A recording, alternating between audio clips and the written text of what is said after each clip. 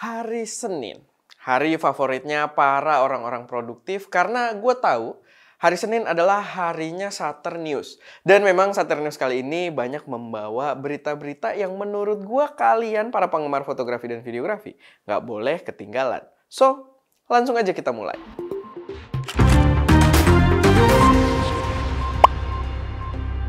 Episode Saturn News kali ini disupport oleh toko kamera online kamera.co.id. Informasi pertama, ini ada dari brand Hasselblad yang mau meluncurkan kamera baru dari jajaran X System mereka tanggal 7 September nanti. Dan buat kalian yang mungkin belum ngikutin ST Media, gue juga suka dengan X System. Tapi X Systemnya Fuji ya, X Mount System gitu. Kalau Hasselblad, ya seperti yang kita tahu secara harga pastinya gue belum kuat. Tapi kalau dari siluet teasernya juga kamera Hasselblad yang lagi di teaser ini mirip dengan bentuk kamera X1D mereka. Jadi mungkin ini akan jadi X2D, mungkin kalau dari beberapa rumor-rumor yang gue baca, tapi balik lagi, belum ada konfirmasi resmi karena masih bentuknya teaser. Yang jelas yang bisa gue confirm, dia nggak bakal murah, ya guys ya, gitu.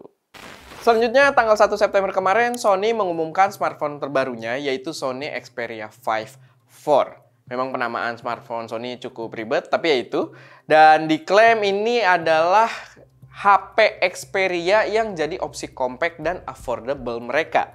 Walaupun harganya 1000 US dollar. Tapi mungkin dibandingin pilihan Xperia lainnya, mungkin masih fair lah dibilang paling compact dan affordable gitu ya. Dan di HP ini sih sebenarnya nggak ada spek gila juga yang dikenalkan gitu. Nggak ada breakthrough gimana-gimana. Gua nggak begitu excited juga. Cuman dia bisa sampai 4K 120p. Jadi bisa bikin slow-mo 4K gitu ya. Yang mungkin harus dites juga sebagus apa. Cuman pengalaman gua sama HP Sony itu kurang enak juga ya buat user di Indonesia. Karena kemarin gue sempet review Sony Xperia 1 4 kalau kalian belum nonton. Dan karena gue butuh duit, gue jual lagi gitu kan. Dan pas gue jual lagi, harganya jatuh banget. Ternyata di Indonesia, luar biasa.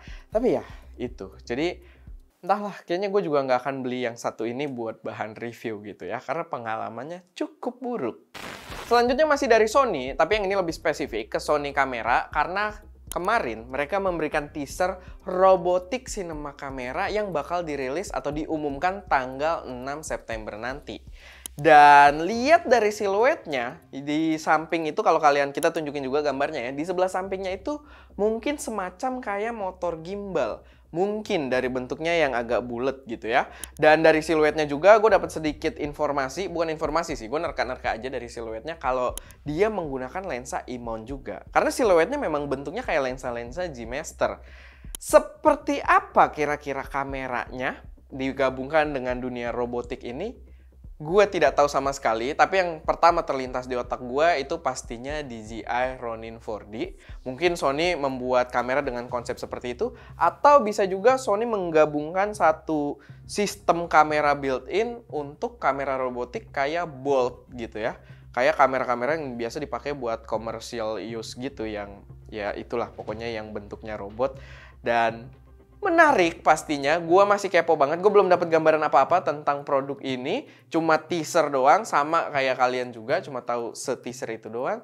Tapi ya, kita tunggu tanggal 6. Harusnya tidak lama karena video ini sendiri harusnya tayang tanggal 5 gitu ya. Jadi besok. Selanjutnya ini ada informasi yang menurut gue menarik banget. Karena ada rumor, bukan rumor sih. Ini kayak ada satu fenomena yang cukup menarik. Yang katanya Canon itu menyuruh Viltrox untuk jangan buat lensa sistem RF mereka. Canon mau jual barangnya sendiri dulu, mungkin ya, menggunakan ekosistem yang dia ciptakan sendiri. Dan Canon berhak untuk melakukan itu. Karena ya Canon RF juga mereka yang develop, itu sistem mereka, terserah mereka. Termasuk kayak mereka berhak untuk tidak mengundang kita ke launchingnya R7 dan R10. Untuk berita yang kita bahas ini nggak ada statement resmi juga dari Viltrox sama Canon. Jadi informasi ini berdasarkan chat Instagramnya official Viltrox gitu ya ke user aja. Yang usernya itu kayak minta semacam update untuk lensa RF-nya. Cuman dari Viltrox kayak curhat gitu, dimana mereka diminta sama Canon untuk tidak menjual produk dengan RF mount system lagi gitu. Jadi ya itu sedikit informasinya. Balik lagi tidak ada statement resmi dari mereka. Tapi menarik gitu. Dan apakah kita tidak diundang karena kita pecinta Viltrox? Terakhir, masih berkaitan dengan lensa third party, Tamron baru aja mengumumkan kalau mereka sedang develop lensa 70-300 mm buat Nikon Z mount. Hal yang bagus dimana Nikon berarti udah mulai open untuk mountingnya, karena emang mereka menurut gue udah punya sistem body yang cukup kuat dan langkah yang tepat buat membuka support mountingnya. Dan ini membuat gue agak kepo karena beritanya cukup berbenturan dengan yang Canon tadi ya. Jadi kira-kira kapan Canon bakal membuka mounting RF-nya? Karena Z mount dan juga RF mount itu punya umur yang mirip, di mana kedua mounting tersebut pertama kali diintroduce itu di tahun 2018. Jadi umurnya sama gitu, setara. Kira-kira kapan si Canon bakal buka RF mount-nya? Hanya Canon yang tahu pastinya. Dan ya, itu aja sih paling untuk informasi di Shutter News kali ini. Semoga bermanfaat, semoga bisa memberi wawasan tambahan buat kalian tentang yang lagi terjadi di dunia fotografi dan videografi. Kalau misalkan Anda koreksi saran atau kalian punya informasi tambahan yang mungkin berguna buat teman-teman yang lainnya, silahkan taruh aja semuanya di kolom komentar. Dan ya, itu aja. Gue Erwin, di belakang kamera ada Ska, dan jangan lupa untuk berkarya.